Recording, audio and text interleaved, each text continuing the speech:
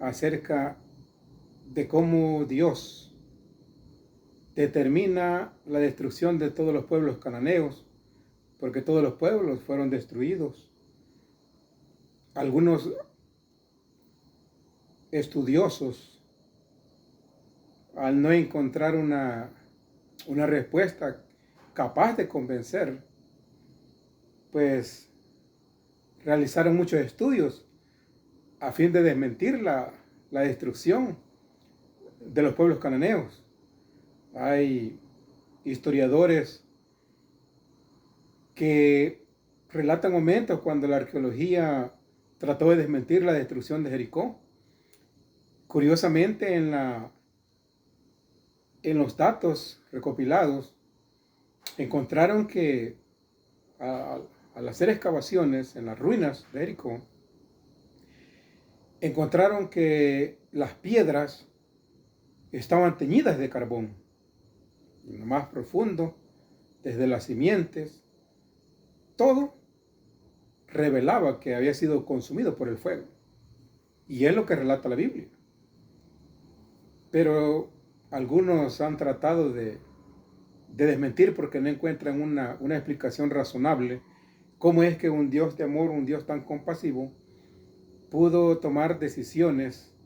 Y eso es lo que ha desarrollado el estudio durante esta semana, a fin de encontrar respuestas a esas incógnitas o a esas preguntas que suelen surgir cuando uno no logra comprender cada situación que registra la Biblia, y el ser humano trata de excusar, trata de apartar la mirada, porque son capítulos espinosos, son temas espinosos.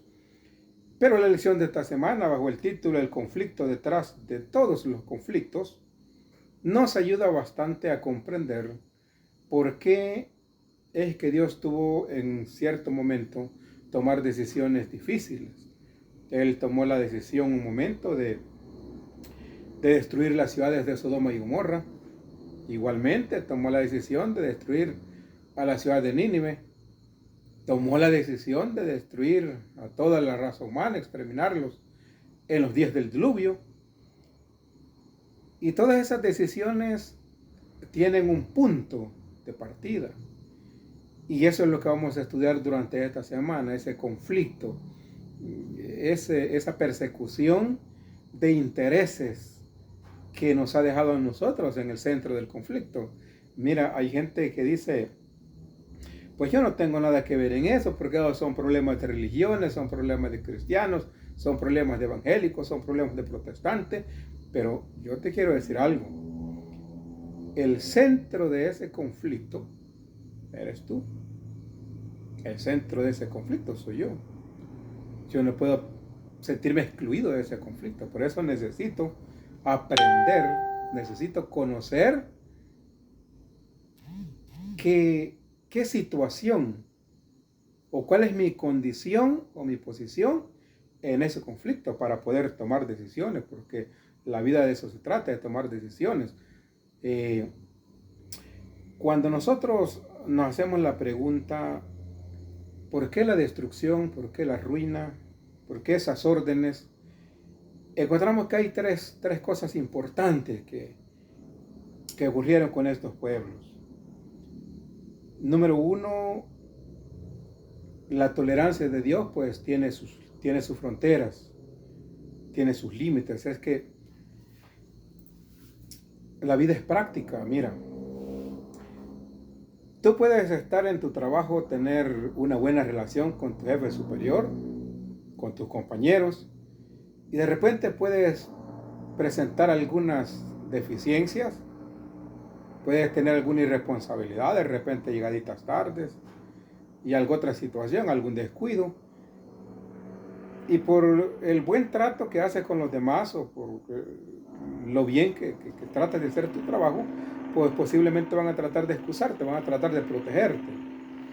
Pero a medida que tus faltas se aumentan, va a llegar un punto en que tu jefe inmediato va a recibir órdenes superiores y va a tener que llamarte y va a tener que decirte, mira, ya no podemos tolerar más porque las faltas son demasiadas, la irresponsabilidad es demasiada.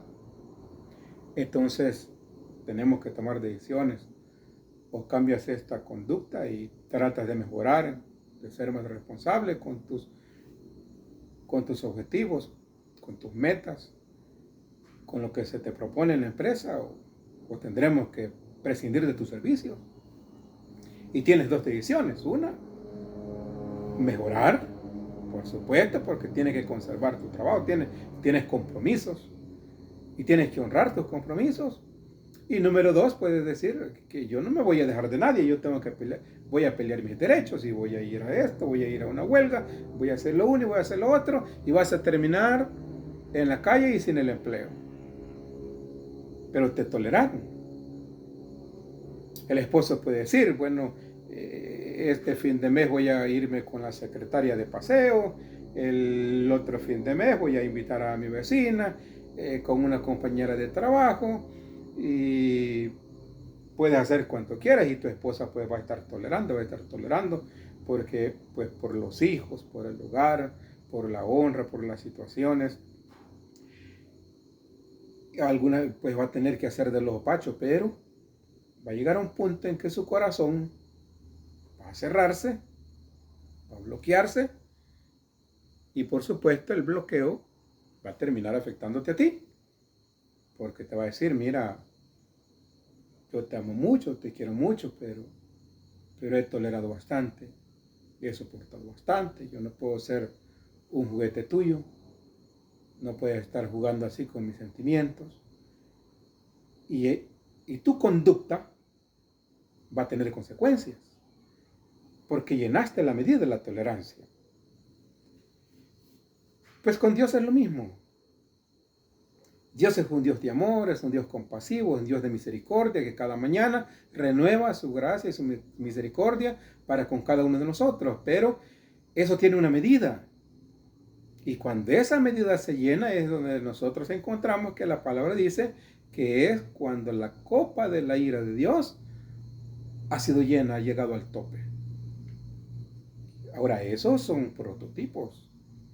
Esas son vislumbres de algo que va a pasar en el futuro. Imagínate que el ser humano es completamente liberal. El ser humano pues hace lo que quiere, aleja a Dios de su vida, se aparta de las cosas buenas, vive su vida como quiere, va de aquí para allá, de allá para acá, tratando de conquistar, alcanzar, y no se deja de nadie.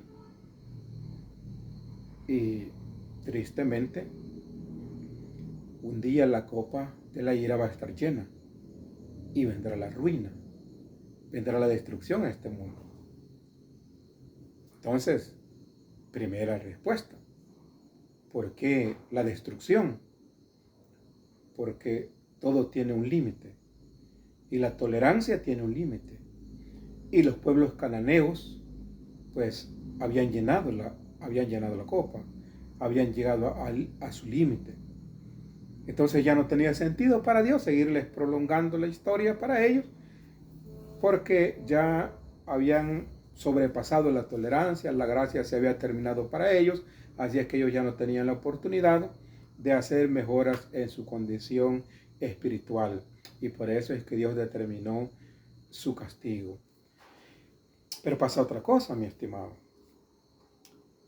Y también se puede estar luchando del lado equivocado. Puedes estar enlistado en el ejército equivocado. Porque mira, yo he escuchado gente que dice, es que yo donde nací, allí voy a morir. Es que donde mis padres murieron, allí voy a morir yo también. Pero ¿cómo sabes si es el lado correcto? Porque si no es el lado correcto, entonces tú tienes la oportunidad de tomar una decisión. Porque puedes estar enlistado en el lugar que no es. Mira, la gente se acostumbra a fumar el cigarrillo. Se vuelven apasionados, adictos al tabaco, y entonces ellos se consumen una cajetilla.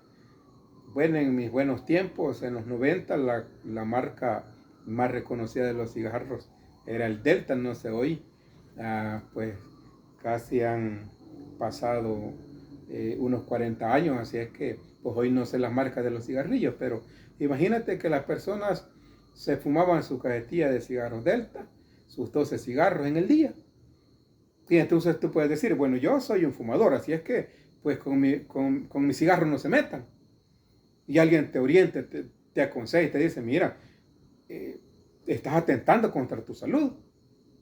Y tú dices, no, pero yo todavía he fumado. Y sin embargo te están demostrando que tú estás del lado equivocado, porque la ciencia no se equivoca, la ciencia te dice que un día vas a terminar con un cáncer de pulmón. Y la ciencia no te va a obligar, la ciencia no te va a decir, no, vamos a bloquearle. No, porque nadie te va a obligar. Pero tú solito puedes estar en el lado equivocado, enlistado en el ejército equivocado. Y puedes tener conocimiento de que estás en el ejército equivocado y quieres seguir ahí. Entonces, pues los pueblos cananeos estaban en el ejército equivocado. Porque en este conflicto, déjame decirte que en este conflicto tú tienes parte. Porque te puedes decir, no es que yo no tengo nada que ver, absolutamente nada que ver con lo que pasa en este conflicto espiritual, es que tú tienes que ver. Porque tú cada mañana tomas una decisión. Cada mañana te enlistas en un ejército. Y te puedes enlistar en el ejército del bien o en el ejército del mal. Y no necesitas hacer algo. No necesitas hacer algo para enlistarte en el ejército del mal. Porque mira lo que la Biblia dice. La Biblia dice, el pecado está en aquel que sabe hacer el bien y no lo hace. O sea, abstenerse de hacer algo que es bueno, que sabes que tienes que hacerlo, pues estás enlistándote en el ejército equivocado, en el bando equivocado. La sociedad moderna tiene la forma de pensar que uno no debe dejarse humillar de nadie. Y siempre quiere ganar, el ser humano siempre quiere ganar. En una discusión, en un empleo, una posición, siempre quiere ganarla.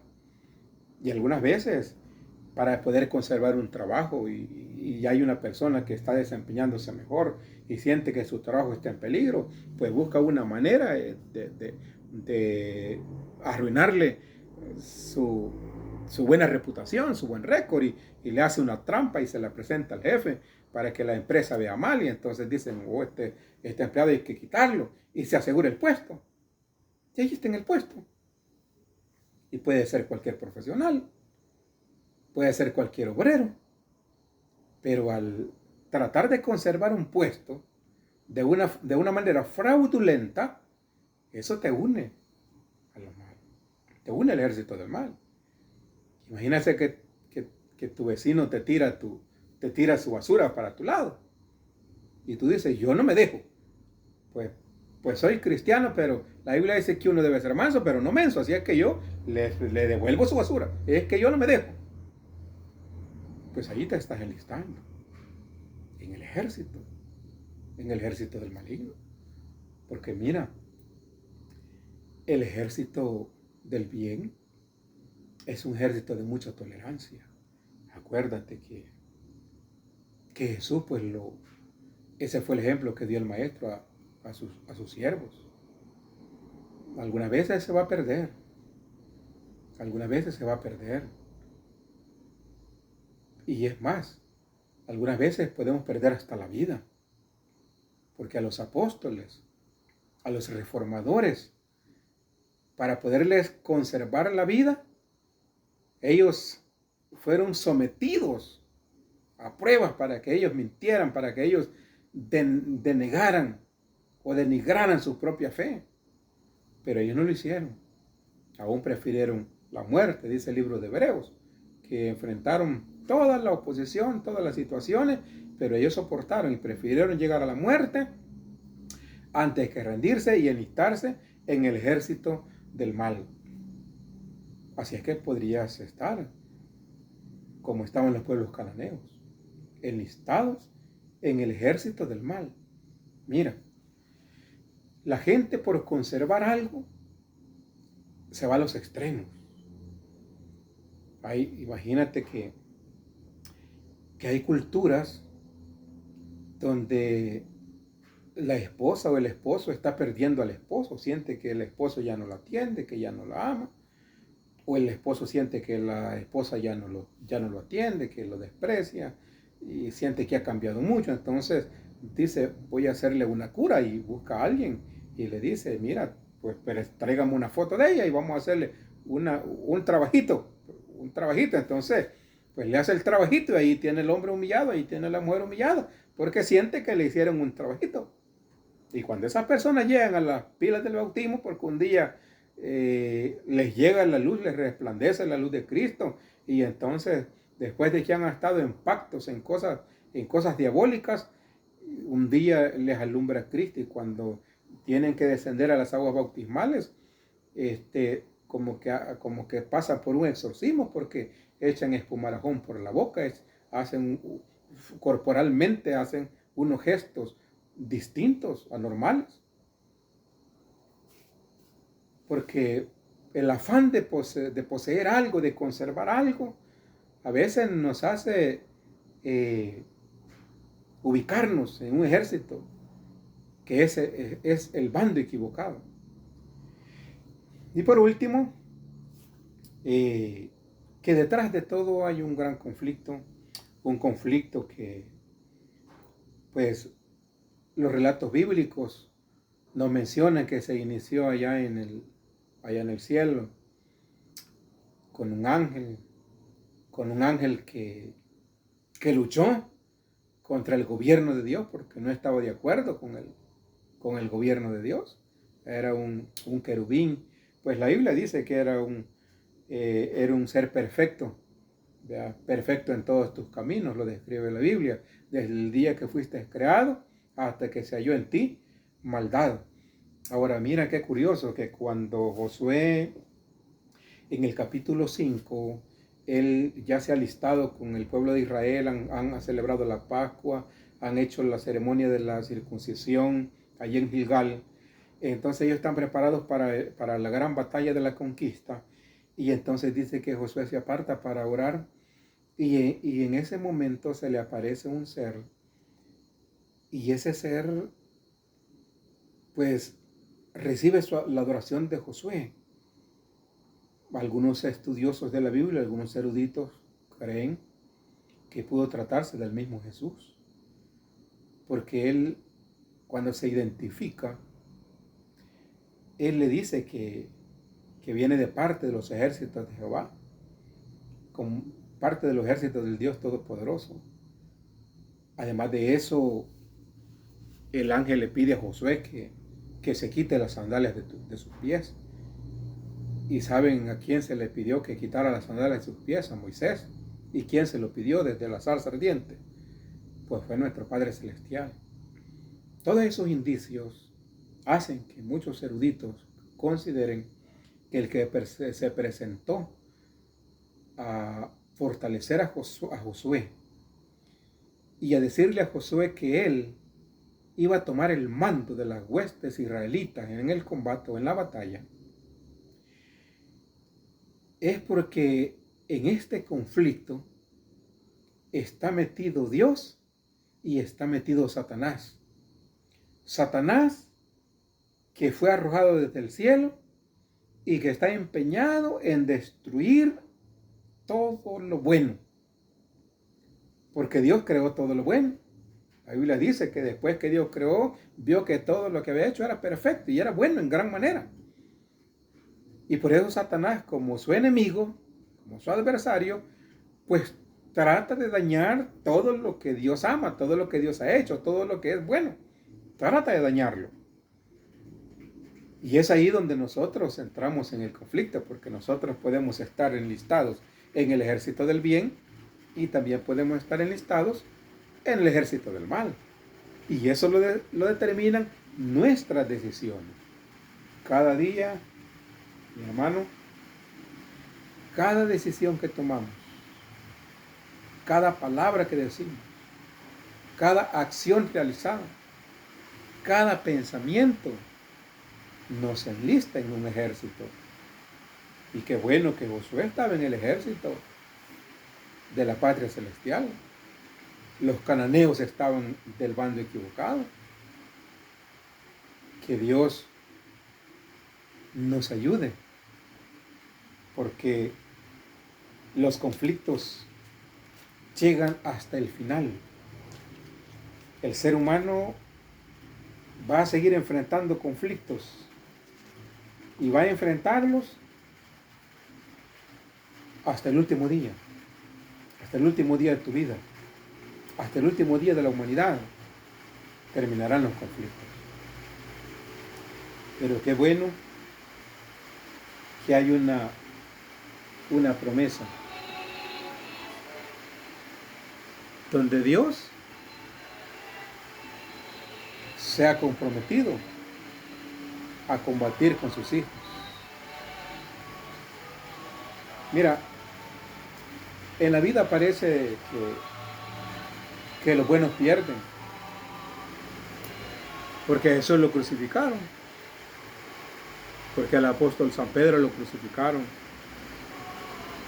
porque a San Pablo lo decapitaron, porque a Isaías lo cerraron, porque a Juan el Bautista le cortaron la cabeza.